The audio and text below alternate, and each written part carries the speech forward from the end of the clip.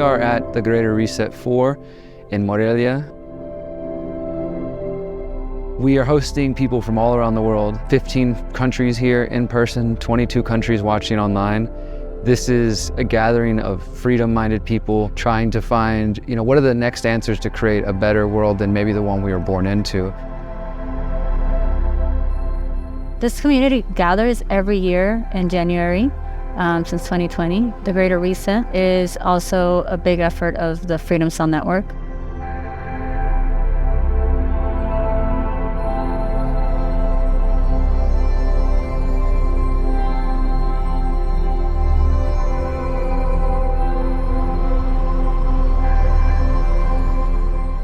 It started originally as a response to what was going on with COVID-19, the government's locking down and the shop mandates and everything, but it's become more than that now. Now it's like a community of people who, we know the world's getting worse and there's bad things going on, but we don't want to just talk about that. We want to come together to talk about solutions and to see how can we actually change our lives. So we bring people together, not just to come talk for 4 days and then go home, but the event, we call it the Greater Reset Activation, because we're really trying to activate, to motivate, to inspire people to take an active role in what we're building together. Well, it's very much a proactive thing, not a passive sit back and just watch.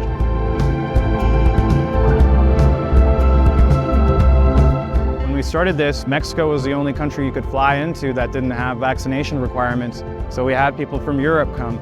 We've had speakers from around the world sharing solutions, and that's what it's all about. Getting the appropriate knowledge from every location and working together. This is our 4th event now, and it's been massive. We have around 100,000 viewers each time we stream for 5 days, and I've personally heard about it changing so many lives. You don't even have to give us your email to watch it. So we're just trying to share the knowledge as soon as we can get it.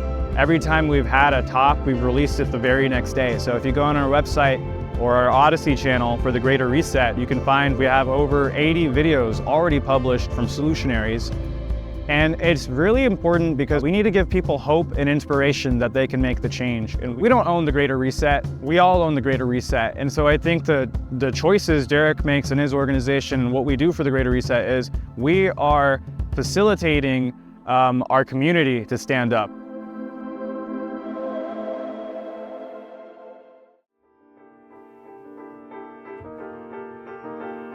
So we have people presenting from all over the world, some in person in Mexico, some in person in Texas, and some virtually online. But the idea was to get speakers who are really masters of their particular art or their particular area of research. And so on the first day, we focused on health, but mental, physical, spiritual health. The second day, we talked about permaculture and food independence because more and more people are concerned about their food and where it's coming from. And not only that, but wanting to learn about how to produce their own food and how to get more connected to local farmers and networks of food growers. And the third day, we focus on building parallel networks, parallel systems. I've noticed that the last 2.5, 3 years with the Great Reset and COVID and everything, more and more people are realizing maybe we need new systems. Maybe I don't want to just deal with the government, right? People were being locked in their homes. They're being told they can't travel, they can't go to the grocery store. That sent a message. Okay, we need our own systems. If they're going to try to lock us out of their systems or control us and say you can't come in, can't do this if you don't have a shot, then we need to have our own ways of living and organizing. And so the third day was all about that, like homeschooling, alternative currencies, just any way we can think of building new systems. And then the fourth day, we're talking about technology. We call it Take Back Our Techs. We're surrounding ourselves with these tools, and the vast majority of people have no idea that they're giving away all their privacy, that the smart TV's listening to all the time, that the little robot vacuum cleaner's taking pictures of you, that all these ways that these things are affecting us. And maybe some people say, well, I have nothing to hide, I don't care about it. But we're trying to help people see we can use digital tools. There's phones that don't track you, right? There's computers that are coming that don't track you, but most people have never heard of this. They just know you go to the store and you buy a phone, you buy a computer. It's gonna have Microsoft, Apple, Google all built in. They're spying on everything you do. They're giving your information to governments. So we wanna show people that there are ways to use technology without all that stuff. All my activist friends are using Facebook and big tech and using Google Drive. Are we really going to have all our organization and knowledge and all the intimate connections? Are we gonna let big tech, which is funded by government and subsidized by government, are we gonna let them manage them? No, so I went down this path of reclaiming all of the software we were running for the Freedom Cell Network and the Greater Reset. And yeah, I mean, we've started a software empire and it's been a beautiful thing to see. But I want to encourage people to do it themselves, fight for freedom in their own ways, exit and build, create the new solutions because we're all looking for them. Day 5, we focus on building free and conscious communities. This is one of my favorite parts because it gives people even more practical knowledge, right? We have presenters who focus on their own land, growing food, homesteading, some who live in big communities, intentional communities or eco-villages, some in Texas, some here in Mexico, Ecuador, across Europe. There's so many communities being represented here at the event, and it's really beautiful. And the reason we do that is because we want all the people who are watching, who are maybe dreaming of, oh, I want to get some land, I want to sell my house, or I'm looking for the right community. A lot of people come here looking to do that. And so we want to show them, not only is it possible, here's people that are doing it. We've all got our own individual preferences and whatnot, you know, and our personalities, and one solution for one person might not be the best solution or practical for another person to use. It's not a one-size-fits-all campaign. As far as the language of it, the Greater Reset is the antithesis of the Great Reset. This is a globalist concept system that is educating politicians and world leaders in industries in how to control the whole globe of people.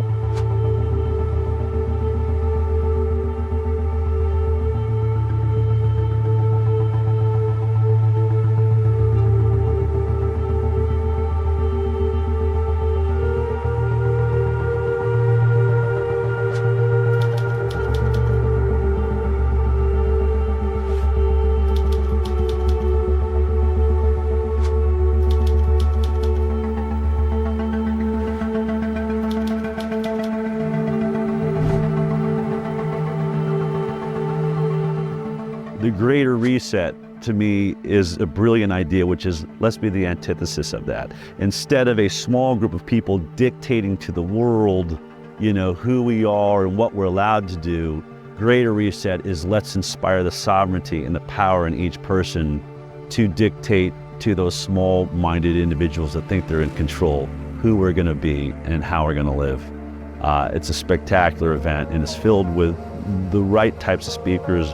And I thought, if you can be happy here, then we should be able to be happy anywhere.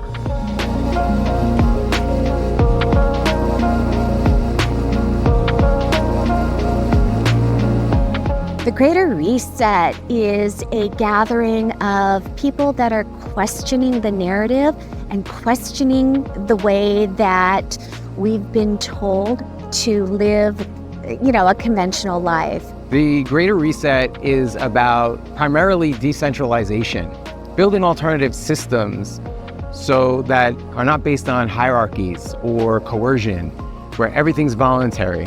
In our indigenous communities, we talk about the 7 generations and beyond, right? So we're thinking in terms of the people who aren't even here yet and those who are going to come. How can we start laying a foundation for a world that gives them some option? We have no way to know if we'll succeed, but I believe, and we believe, and everybody involved believes, that trying and making the effort is so important.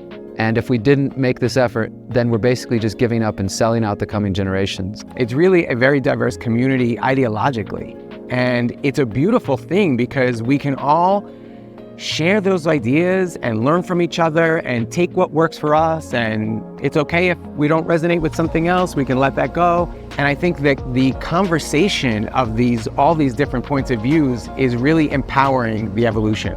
To me, the Greater Reset happening right now in this moment, it's important because the World Economic Forum, the United Nations, these people, they have an agenda. It's called Agenda 2030.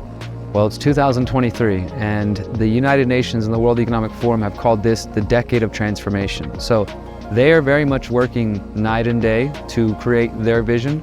And while there's a lot of people in the world who are questioning things and questioning governments and trying to find truth, there are less people who are actually doing something about it. And I think this is the time humanity needs it.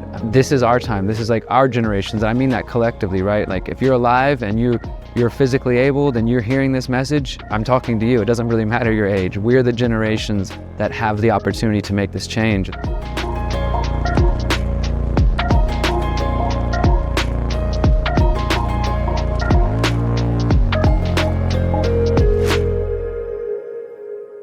The greater reset is when we overcome the insecurities, the doubts, the fears, even if not 100%. But we step into trusting ourselves, trusting each other to build the lives that our hearts just always desire. I see people more willing to question things, and I see people more willing to come together and seek community. And I know that the community and the movement is growing, but it's not based on somebody telling you what to do. It's based on the facilitation of looking inward. What do you want to create? And it's not that somebody's going to do it for you. Everything in this activation is talking about how you can be a part of creating the change you want to see in the world. Yo siento que este es un evento donde la gente del mundo entero viene a aprender el cómo sí. El cómo sí puedes cambiar este mundo, el cómo sí hay gente que piensa y siente igual que tú, que puede ser diferente, el cómo sí ser atrevidos para que esta oscuridad que reina desaparezca. Sencillo.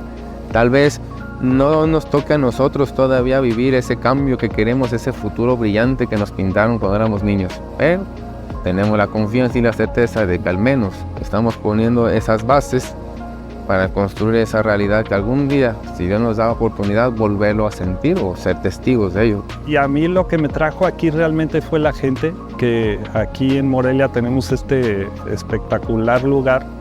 Sin embargo, nadie viene a sentarse aquí al prado, a convivir, a estar en esta armonía. Entonces, pues yo vi esta gente, dije, bueno, ¿dónde está el ovni? ¿Dónde aterrizó o qué? ¿Cómo es posible que nosotros tengamos esto todos los días y no lo aprovechemos como lo están gozando aquí, ¿no? Entonces me llamó la atención la tribu, digamos, y bueno, pues ya viendo el tema, pues con mayor razón, yo siempre he sido rebelde del sistema y bueno, pues creo que aquí estamos varios rebeldes en armonía y en comunión. Se me ha hecho muy interesante porque tienen puntos de vista que no son muy comunes escuchar en México, ¿no? Y como periodista se me hace interesante porque sí es una forma real, una forma tangible de poder hacer comunidad, de ser autosustentable y no tener que estar dependiendo, como decimos, de un sistema tradicional que pues siempre se ha aprovechado, ¿no? Siempre ha sacado ventaja. Para mí es algo bien hermoso porque siento que necesitamos más de estas cosas. Entonces, para mí la experiencia ha sido de mucha conmoción. En cuestión de agradecimiento es también muy hermoso porque lo que yo ofrezco aquí se toma así completamente, abren sus corazones y dicen, sí, yo quiero aprenderlo, yo quiero saberlo. ¿Cómo es que llegaste a esto, no? O sea, y es hermosísimo saber que hay gente buscando esto. Before these conferences and conferences like it, and even before the pandemic, it seemed to me that like there's all these wonderful people and we're connected by the internet in these different places, in these different cities, but they always seem so far away. This has given us a hub to kind of come together and to meet each other in person, know that we're not alone.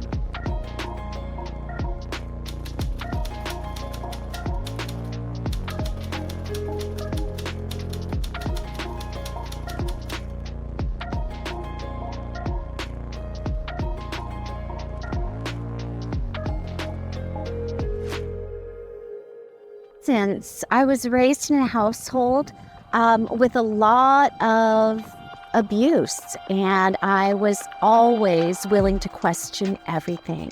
And that became my theme throughout my life. I'm in my mid-50s now, and I've continued to question everything throughout my life.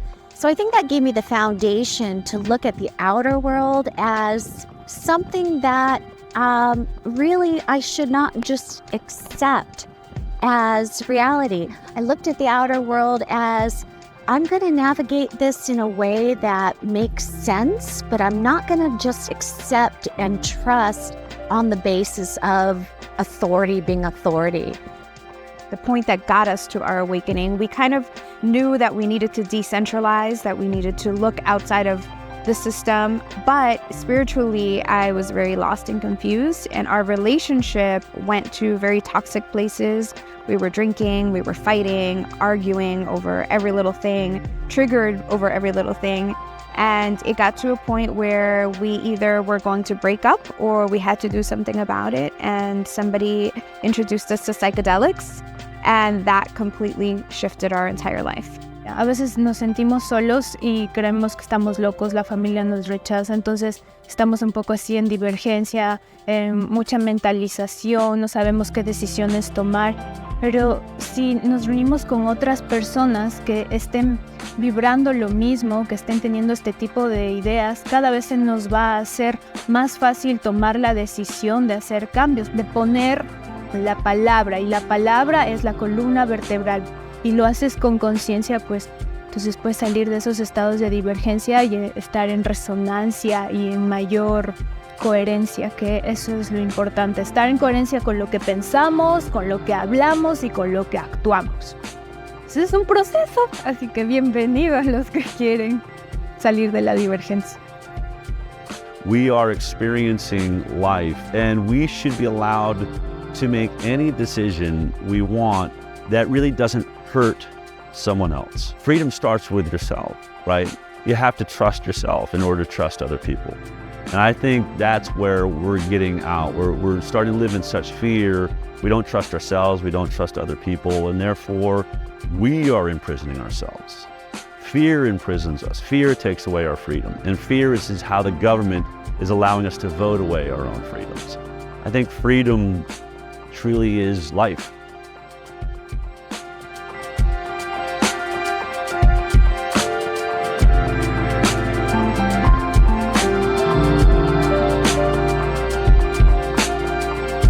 I think there's a great awakening happening. It's the self-ownership awakening. And also in my talk, I asked the question, who owns your body? Nobody ever asked me that question. And freedom gives us the opportunity to express ourselves in the way that is congruent with what our dharma is, what we're here for. Why are we on this planet, right? Not the superficial stuff as much as the stuff that really is deeply, profoundly meaningful to you and to me, and what we discern to be meaningful to the earth, right? And the universe, and our connection to each other and that life force.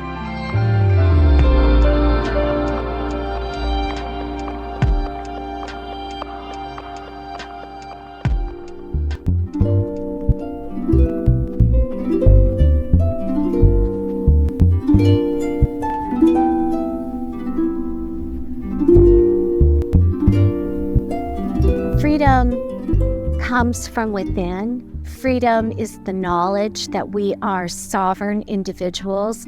Freedom is the power of saying, I can give you consent or I do not consent. This is sovereignty, this is autonomy, and freedom is what every human's birthright is.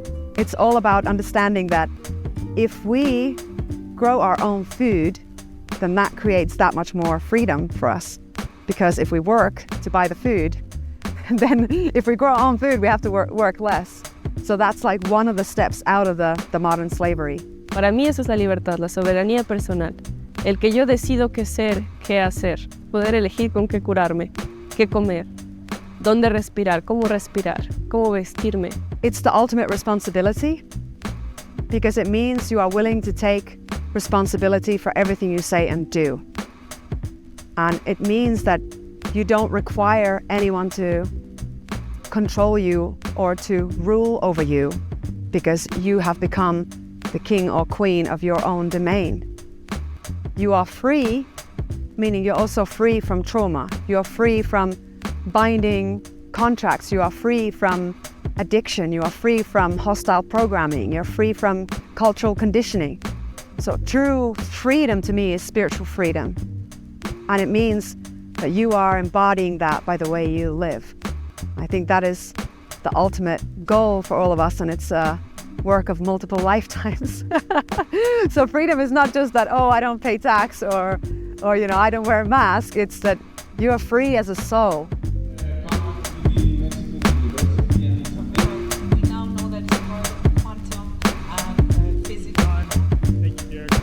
Many of us who went to public school, you graduate 17, 18 years old, they give you a high school diploma, say, congratulations. Now what are you gonna do with the rest of your life? And you're like, I don't know, you guys just told me what to do for 12 years. Now it's up to me all of a sudden? So this is why I always ask young people, I say, can I ask you a funny question? Have you found your dream yet, or are you still looking for your dream? We've been told that democracy is this enlightened system, but democracy itself is oppression. And that's if you believe we even have true democracy and that it's not just a few elite who pretend it's democracy. That's not enlightened, and that's not freedom. 51% telling 49% how they have to live is not freedom. I believe that voting is actually an act of violence. That you're saying, I want this set of policies and I want to force it on everybody else. And that's my vote. And I know that's a hard concept to accept because we've been told since we were kids in school that voting is this beautiful thing that without voting, we'd be slaves. But we're still slaves.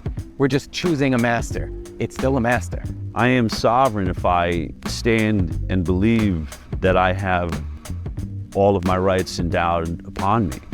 I don't like that we're starting to think of sovereignty as something I have to request from the government or something I have to fight to have. I don't think we have time to sit at the feet of a guru for 10 years and learn. I think we've got to turn inside, find that guru that lives inside us, each of us, and go from there. I understand the sovereignty of the guru within because why? You're not going to find it. You're looking out there, you will never find it because you give away your sovereignty to that person. Don't do that because that person knows and you don't. You give your sovereignty away to that person, to the Hierophant in the tarot, okay? You give yourself away. Why would you do that? La soberanía es autogobernarse. Ese es un soberano. Porque si tú te puedes gobernar a ti, puedes gobernarlo a todo. Y gobernar no significa que tengas que imponer tus sentimientos y tu manera de pensar, sino decirle, esto es lo más prudente para todo. No para todos, para todo. Porque también están los árboles, está la nube, güey, está el viento, está todo lo que no existe.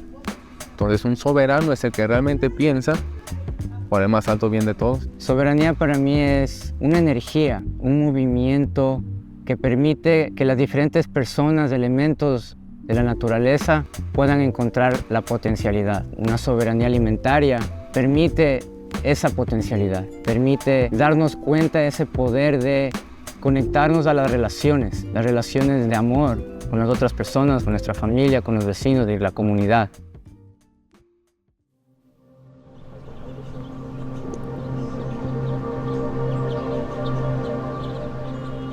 Love is the force that makes you not consider even for 1 second when you're about to do something meaningful. You know, love is the force that guides you to the right path. Love is courage. Love is authenticity. It's a word that is being used in such a kind of commercial way that when you think of love, you think of like fluffy things and pink things and butterflies and rainbows. But for me, love is that force that makes people stand up against all odds and say, no, I'm here and you can't crush me because I love life so much, I love humanity so much, I love creation so much that you cannot oppress me, you know.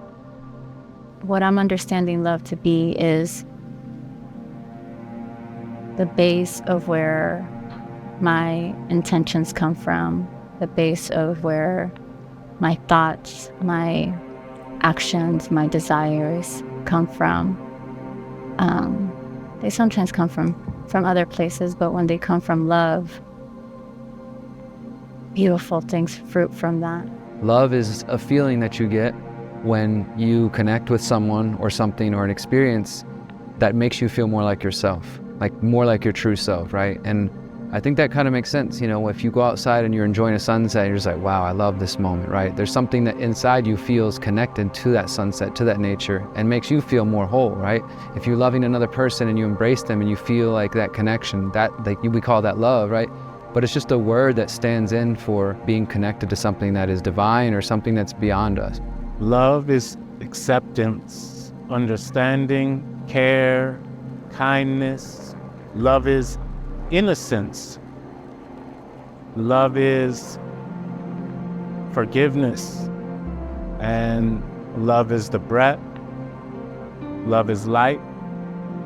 Love is play. It's fun. And love is all that is here now, for real. Yo siento que es esta energía que no diría que mueve al mundo, sino que nos mantiene como seres humanos en una cuestión de suavidad, de armonía, de amabilidad. El amor es el ser amable con los demás, con tu ambiente, con tus hermanos, con tus familia, con todos, ¿no? Porque la amabilidad es la capacidad que tiene uno de amar, ¿no? Y el amor lo tenemos desde que nacemos y a veces nos olvidamos que somos eso y que venimos de ahí, ¿no? Para mí eso es amor.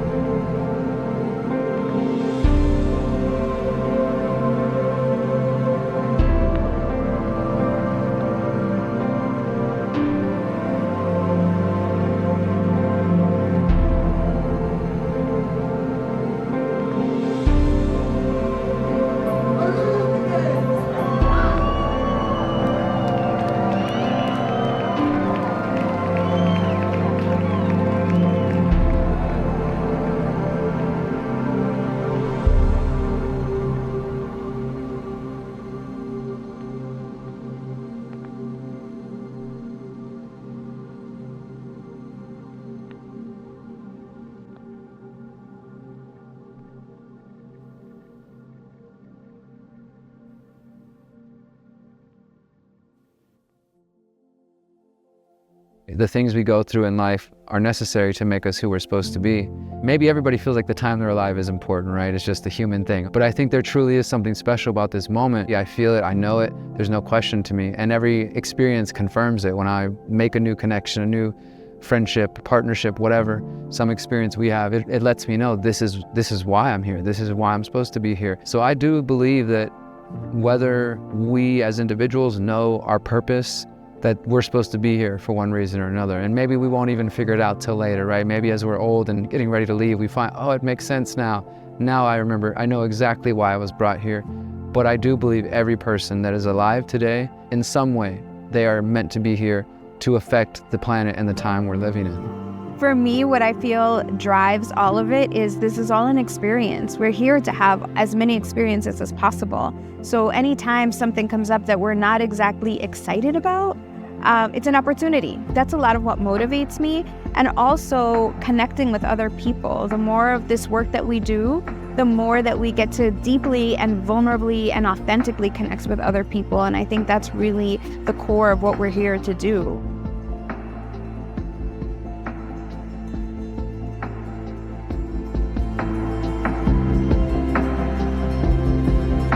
The last few years, so many people quit their jobs and started doing something that they love instead, making such positive changes in their lives. And that's beautiful. That's the new world, living from a place of joy rather than a place of obligation to the system. The communities that are going to be the future of this world have got to start speaking. They've got to start growing everywhere. We can't just be isolated to certain places, or we won't reach that critical mass place where we can actually make a difference. For hundreds of years, these industrial powers that have been trying to control us, they have an end game here. And we happen to be alive at the moment where this thing is either going to come to a conclusion or we're going to stop it. And knowing that every action that we do today, it's a contribution for those who have not yet been born. So it's to keep the human essence alive, the heritage of what it means to be a true human being, indigenous, spiritual being on this earth.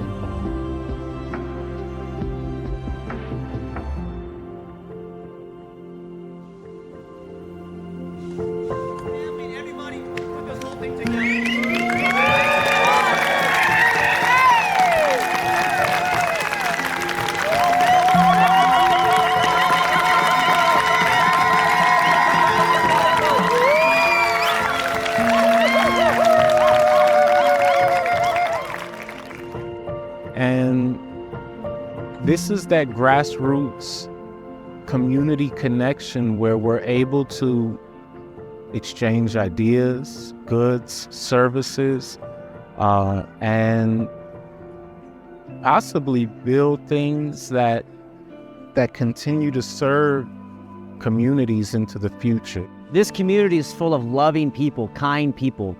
And it's because we've eventually evolved from yelling at government buildings and they just ignore you, they don't do anything, right? So now we evolve to say, wow, we gotta build our businesses. We gotta build our media platforms. We gotta build our relationships. We gotta build our trust. We gotta build the actual solutions, and that requires a lot of work.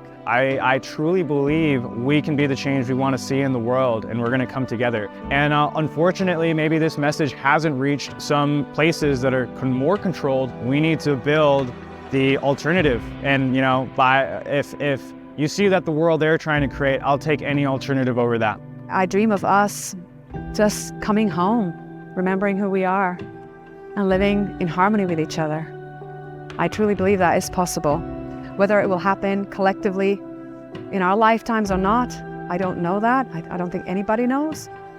But we are already creating these communities now. So even if it's a little seedling, it's already happening. So it's not so much that it requires dreaming. I think it just requires living it and embodying it.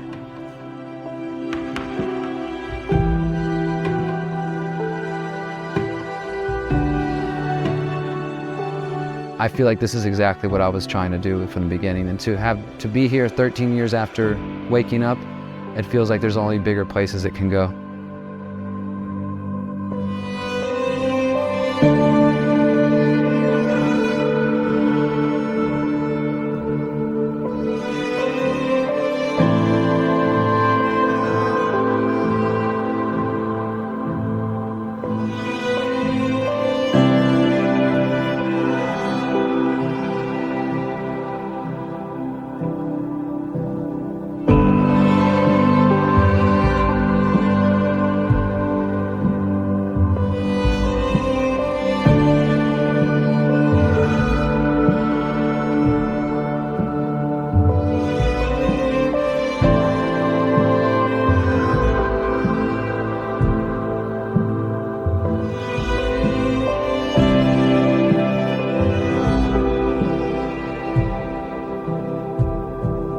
Thank you.